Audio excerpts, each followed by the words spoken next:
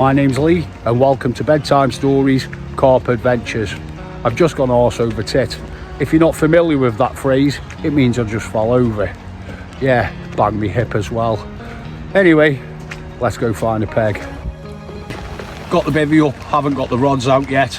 Just wanted to get the bivvy set up out the rain because as you can see, I'm with Truff. And yeah, she's already making a nest underneath the sleeping bag. I don't blame her. It's pretty miserable out there at the moment. You wouldn't think, but just 72 hours ago, this place was all froze over. What a change in the weather again. It looked like winter was well underway, and now we're back up to 5 degrees again. So yeah, can't complain. Thought I'd take this opportunity, come and get the rods out. I'm going to see if it stops raining for a couple of minutes. If it does, I'll get them rods cast out and we'll try catch a few carp. Before I put the first 2 rods out, I had a quick cast around with just a bare lead.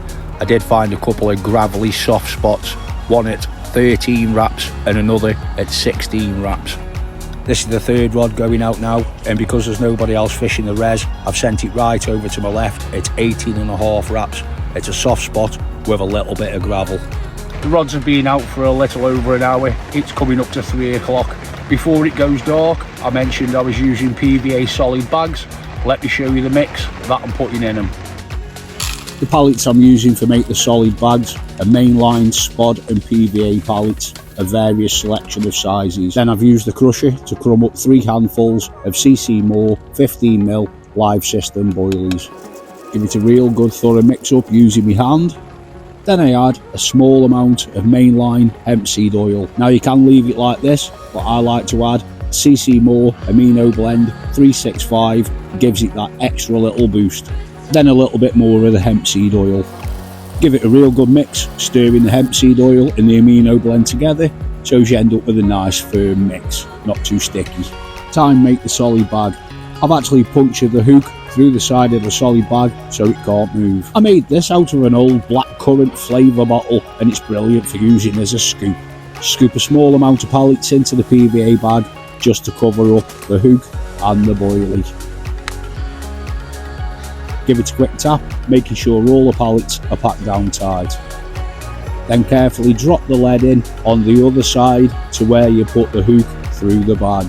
Then when you cast it out, it'll land with the weight on the bottom of the bag and your hook won't be obstructed by the lead. Then fill the rest of the bag up about 2/3 of the way full. Now I'm sorry about my arm getting in the way. This is where I could do with a cameraman. When the PVA bag's 2/3 of the way full, using the palm of your hand, just pack it down tight. Give it a few twists, this will tighten it even more. I like using the PVA string to tie it off. I don't like using the tape, it's just too stretchy. Wrap the PVA around several times, going down closer to the PVA bag each time, and then tie it off with several granny knots. Cut the tag ends to your PVA string, then trim the excess PVA off the top of the bag. I think this is better than the lick and stick method. One last thing to make it more aerodynamic, fold over the corners with the lick and stick method, making them nice and tight. I'm not a big fan of using solid PVA bags, but that's how I do it. Before I get stuck into this bacon, chicken and stuffing sandwich, I've got the res to myself. It's going to be a lonely night. Looks like I'm the only one mad enough to come out in this weather. A week before December, I had this Christmas Carp advent calendar given to me by my missus as an early Christmas present. I thought it made a great gift because there's 25 days here and 25 days of carp gifts sounds brilliant to me, to be honest with you. Now, she paid 50 quid for it. The items I've had out so far have been valued between £3 and £6. You don't just get a couple of hook link swivels or some size 8 swivels or quick change swivels. You're getting 20 of each. So yeah, fishing is expensive. I think there's going to be some value for money in this calendar. Anyway, it's door number 7 today. What's hiding behind door number 7? Let's take a look and find out. Where is door number 7? There it is. Let's have a look. Now it's always a little packet of some description. Yeah, a little packet. just like that one. Let's have a look what's inside. Pop this out the way. Oh, it's a packet with a bag inside. What is it? Hey, oh hey, this is a good one, this one. It's a good one. It's putty, rig putty, and there isn't just one, there's two. So how expensive is rig putty to buy? 2 of them, that'll do. I better put these back in the pack, keep them nice and safe. If you haven't seen the shorts videos that I've been putting out, check them out. Some of them are alright. They're better than watching nothing. Yes, the temperature has dropped. So for the first time in a long time, because it's raining as well, I've got the baby door closed. I'm getting wet. It's coming in at me. You had a wee? Come on then, let's go back in. One back in then. Good girl. She's been out and had a wee, and now she's awake and wants play. Okay. Bringing a truffle is like bringing your 3-year-old child. You've got to entertain her. And she does love Scabby Fox. Don't you? You do love Scabby Fox. Yep, gotten bored of playing with Scabby Fox, so now it's bite your hand through the blankets for the next 10 minutes.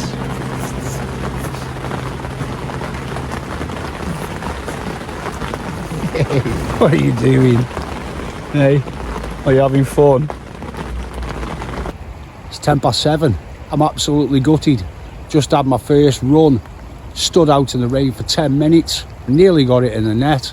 You aren't looking at it. The hook pulled. I've just ran the hook across my fingernail, and to be honest with you, it's blunt as hell. So I'm gonna have to go back in the bivvy and tie up a few fresh hook links. But yeah, to be out in the rain and then lose it, absolutely gutting. Anyway, that's how it goes. At least I had a run. I say that as though, you know, yay, I had a run and lost it. Yeah, I'm going to get back in anyway, tie up these rigs.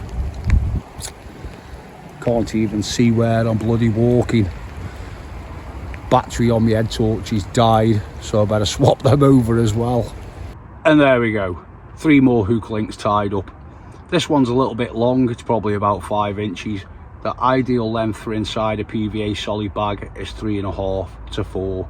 The hook I'm using is a size 8 wide gape, and the bait choice is a mainline clone wafter, maple flavour. If you haven't bought a tub, get yourself some. They smell absolutely dandy, and they're also perfect for inside the solid bags. The lead I'm using is an Avid inline lead, and it's set up running style on an Avid leader. The easiest way to attach your solid PVA bags to your main line is make a great big loop in your main line with a figure-of-8 loop knot, and then feed the loop through here, and then feed the entire solid PVA back through the big loop on your main line and pull it down tight. That is the easiest way to do it. And anyway, if it wasn't, that's how I'm doing it. Just gone 8:30, couple of bleeps on my left rod. Come out, see what's going on. It's probably just a liner. Bobbin hasn't moved or anything. But what a beautiful night. The temperature has dropped, and it certainly is getting fresh. I've tied up some more solid bags, and if nothing happens in the next hour, I'll give the rods a quick recast while it's dry. 1 hour later, that's the rods recast and some fresh bags out. 10:15, I'm going to finish this coffee off. It's got a little bit of brandy in, and then me and Truffle are tucking ourselves up in the sleeping bag, and we're going to get some Zeds. Right, if you're new to the channel, you're probably wondering where Truffle sleeps when she's with me. Well, she sleeps right there inside my sleeping bag where it's toasty and warm. So don't worry, she's well looked after when she's out on the bank. Just gone 7:30. Quick shout out to all the new subscribers. Really means a lot that you're watching the videos, and thank you very much for your support. Only having the one run last night and losing it to a hook pull is absolutely gutting. It's not the best time of year to be losing carp. Bites don't come along that often. So to lose one is absolutely soul destroying. Just taken Truffle for a quick walk, and after having no more action through the night, I've had a quick wander around Swanwick side of the res, and to be honest with you, it does feel a little bit warm around there. On Ripley side, there is a cold chill in the air. You can't feel that round the other side. Maybe it's because this big brick wall, what the train track runs over, is shielding that side of the res a bit more. Certainly feels warmer in peg 14, where I was a couple of weeks back, and I did have a few. What do you think, Truffle? Should we move? I had 3 PVA bags left, so I'll pop them out, see what happens in the next hour. I am still thinking of moving, but before I move, let's have a look at what's behind door number 8 of the advent calendar. I wonder what it is today. Box is getting a bit battered now. I've been dragging it around a few places with me. What is it, Truff? What have we got today?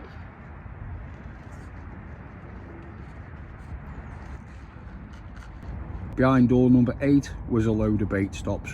Pay no attention to the state of my hands.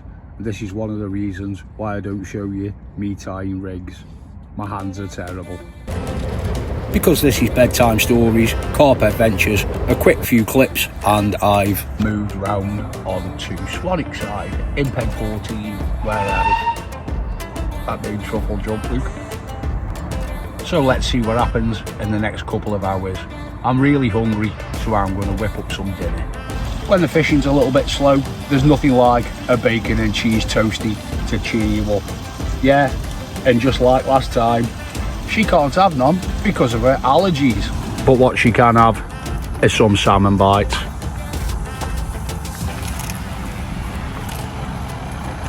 And you absolutely love these, don't you?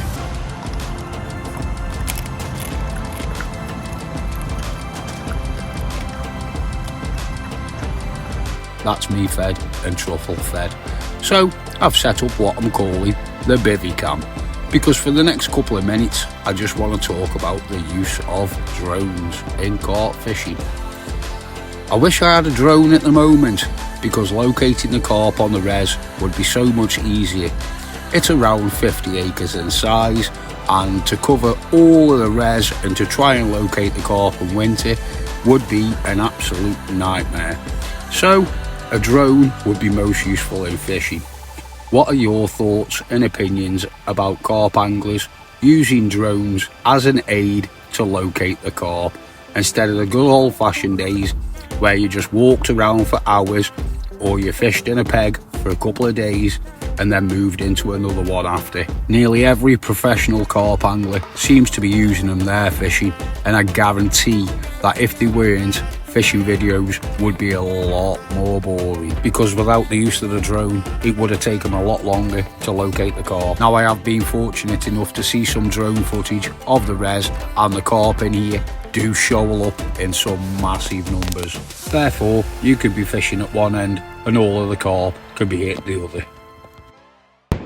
I was having a quiet night, and then this happened. I was just on the phone to Bruffy the Jedi, booking up a trip in between Christmas and New Year. I'm not going to tell you where though. I have no idea what is going on, but it's brightened up my chilly evening. Might as well stand here and watch them. I think it's safe to say that that's buggered the fishing up for quite a while. It's a good job Truffle isn't frightened of fireworks. She just come out and ran away and gone back in again. So 5 minutes later, the fireworks are still going. This is quite a long fireworks display. I was filming for about 5 minutes before I came back into the bivvy, and I think it's safe to say I don't think I'll be catching anything tonight now. Yeah, but I did get to see a fireworks display. That was a bonus. Wasn't expecting that when I came here. I've had to go back out again because the two I just heard were like boom, boom, a bit like them.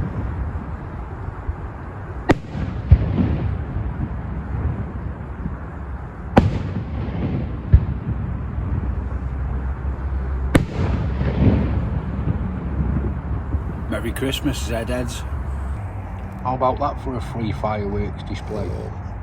Pretty cool, wasn't it? I wasn't expecting it. Got myself some nice hot apple and blueberry porridge.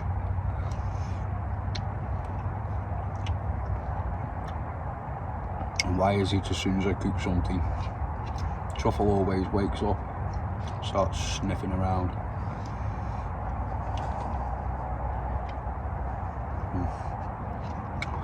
Lovely.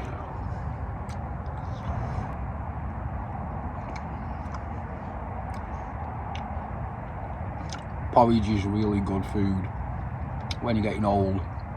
You've got no teeth like me. Porridge is really good.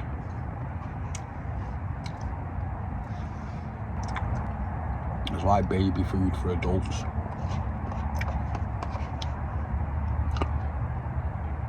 It's a bit like that stuff they used in the Matrix.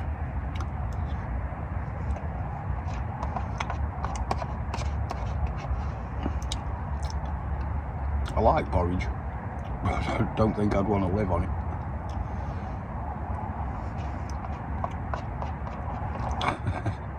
I also imagine it gives you the runs a lot as well. Must have been like no tomorrow if you lived in the Matrix.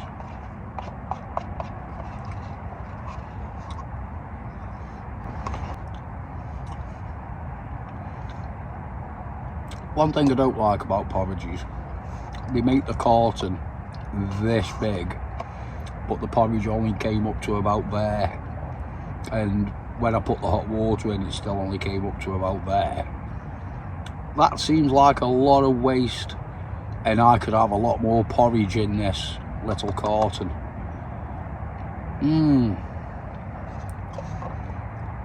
Huh.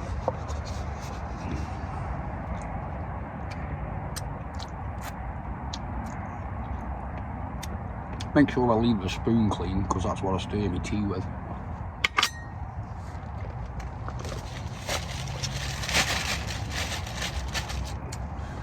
Another important top tip, put your rubbish in a bag and then you can take it home with you at the end of your session. I hate seeing rubbish all around the lake. Just gone 8 o'clock and we're back on the bivvy cam. You might notice that I'm a rod missing. It's the left one. It's about 2 o'clock this morning. I did have a run, hit into it, and straight away it was tap, tap, tap, tap, tap, and then nothing, so I knew it was a bream. I reeled it in, but I couldn't get the rod back out because of using them bloody PVA bags, and it was pouring down. I've got a couple of PVA bags made up. Once the rain eases off, I'll get that left rod back out. With a break in the weather, I have an opportunity to get the left rod back out. I'm fishing at 13 wraps just down the margin, and it's about 8 to 9 foot deep. With all 3 rods back out, it's going to be a wet one today. Made myself a nice brew, and I'm hiding out the rain back in the bivvy. Been thinking about how many carp fishing videos don't actually make it onto YouTube. The really tough sessions that we all have from time to time. It's never easy when the weather's cold, wet, windy and miserable, to say the least. Enduring all of the conditions that we go through to try and catch some of these elusive carp, yes, it can be a challenge. Sadly, this is the ugly truth to winter carp fishing, and videos like this don't make it onto YouTube because people are worried about all of the troubles coming out. Well, I've got thick skin. Thanks for watching. Merry Christmas from me and Truffle at Bedtime Stories Carp Adventures.